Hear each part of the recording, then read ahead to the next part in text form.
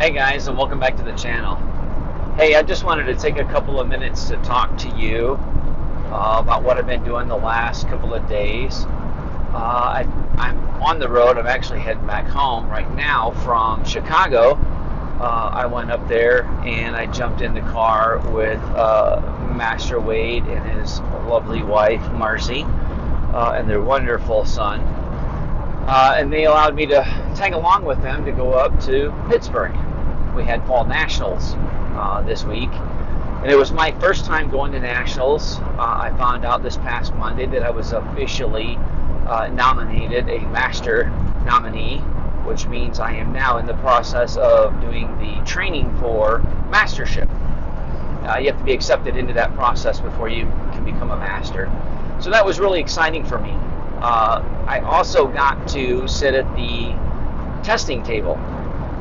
There's 6 pods at this testing, and Grand Master Caruso was in charge of the pod that I was privileged enough to sit at, and I got to watch 4th, 5th, and 6th degrees testing, and I got to be a judge for that. So that was pretty exciting. Before that, I got to do some training. Most of the training that I did Sahng Nats, I did Double Bahng Mahng Ee, and I also did the Double Bahng Mahng Ee. The color belts all have new weapons that they have to learn, weapons forms. And so I had to go up and learn those so I can come back and teach them to the students. And that's kind of part of what I wanted to share with you, especially being, on the channel here, Mr. the Master. Some of you may or may not be Taekwondo practitioners, but the ones that are, the folks that know me, that are following me, you're going to understand this more than anybody. We got to continue our own education, and we've got to keep training, and we've got to keep learning, and it's okay to be a student. I remember going down and training at Grand Master Clark's school down in Jacksonville, Florida, and of course when I do that I'm doing the Krav Maga, the Kali, or the kickboxing, something of that nature, but he's always saying, you've got to go back, you've got to keep training, and it's okay to be a student. You don't always have to have all the answers. But I got to tell you, it felt really good, even as a 6th degree and a master nominee, to go to this training and to learn some new stuff. Because if you don't, you start to get to that point where you're stagnant, and you're not moving forward. And if you're not moving forward, if you're not learning, you're not growing. And it's really easy to get caught in that trap of just feeling like you're not getting anywhere. And that's kind of the way I think I felt the last probably year or so, to be honest with you.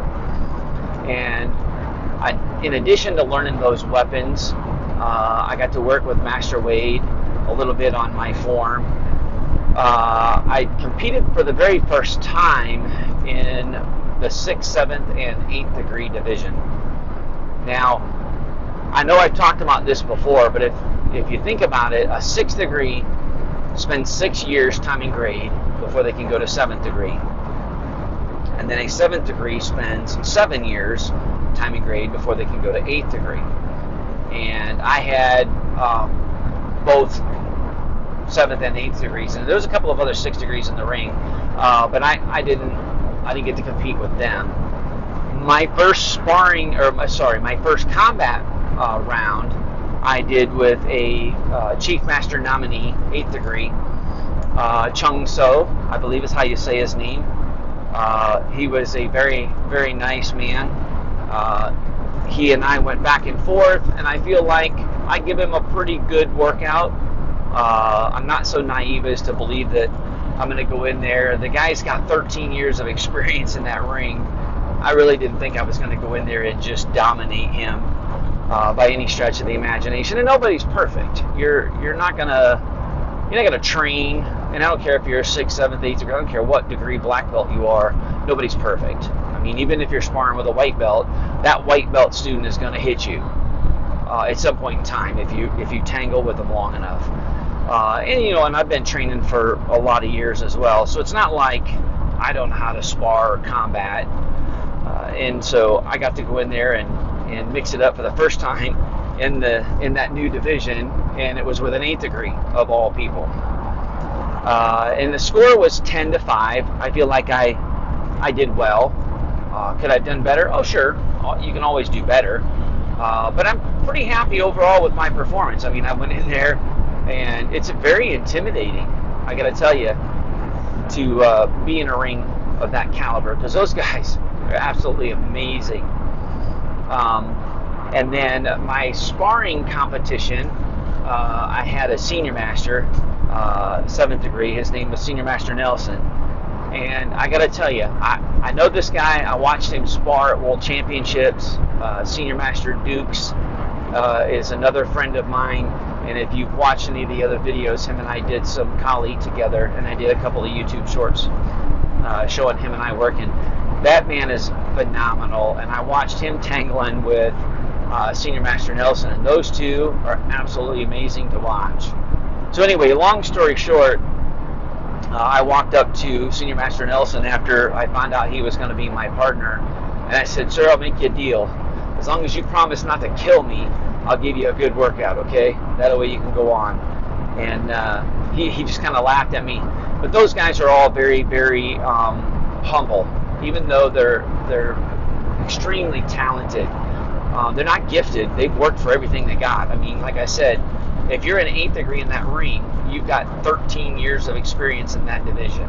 6 is a 6th degree, and 7 is a 7th degree. 13 years alone. And then however many years they have time in rank as an 8th degree. I don't even know. But those guys were all very gracious, very kind. Now don't get me wrong, when the center judge says go, they went. They weren't joking around. It's nothing personal. As soon as the judge says go, we started training, and or not in this case, not training, competing. And they did what they had to do to win, and I did what I had to do to score, and we had a good time. I learned a lot. Those guys were phenomenal, and I remember in all the years past being the people that were standing on the outside of the ring and watching those guys and going, wow, look at that. Those guys are amazing. And this past weekend, I was one of the guys in that ring and looking around, and there's people outside of the ring watching us. So it felt really good, but quite humbling. Most of you may not know this, but there's people like Chief Master Nominee Kaminsky. That man is, I don't even know how many time world champion in sparring and combat or forms. I mean, I don't even know. The guy is just absolutely amazing. He does a lot of stuff for ATA headquarters. He wrote a lot of the curriculum for the combat weapons. Chief Master Skiles, if you know anything about ATA, you already know that he works at ATA headquarters. He works directly with Grand Master MK. The guy is just absolutely phenomenal, and to watch him do forms and be in that sparring ring, it was an honor to be with those guys. And again, they were very gracious and they were very kind. But I felt like I needed to get in there and I needed to compete and at least try in order to earn their respect. And so I did. I got exactly what I thought I would get, and that was an education. But I had a good time. And that was the biggest majority of what I did. I did the testing, and then I turned around and I did my competition. And then on Saturday, I got to judge the 2nd and 3rd degree boys, ages 13 and 14. And those kids are phenomenal too. I got to tell you, it's so cool to watch this new generation as they come up. And of course, yesterday, we were over with the Wades and we were watching their son competing, and he's in the 4th and 5th degree division, 18 to 29, and those kids, I shouldn't call them kids, they're not kids, they're adults, but man, those guys are just phenomenal. And if you watch the channel long enough, you're going to get to see a couple of videos.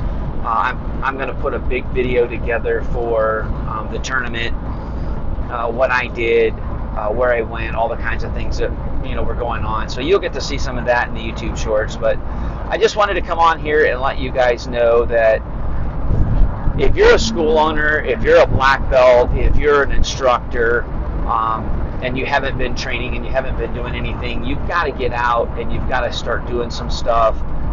Don't let yourself get stagnant.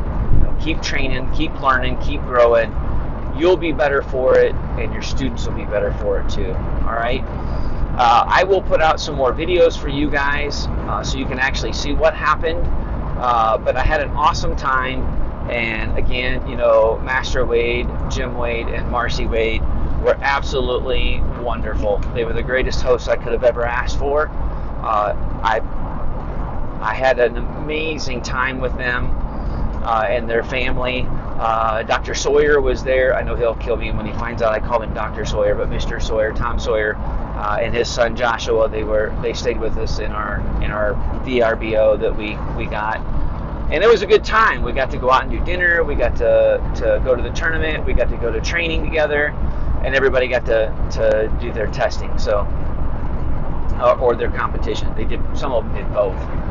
And so I'll make sure that I put some of that stuff on the video. You'll see these guys. It'll make more sense once you see them.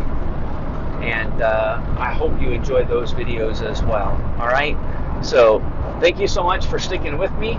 I hope that if you haven't already subscribed to the channel, hopefully you will subscribe and continue to follow me on my journey as I go from Mr.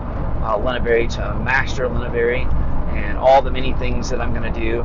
Part of the video that I'm getting ready to do will have Grand Master MK talking to you as well.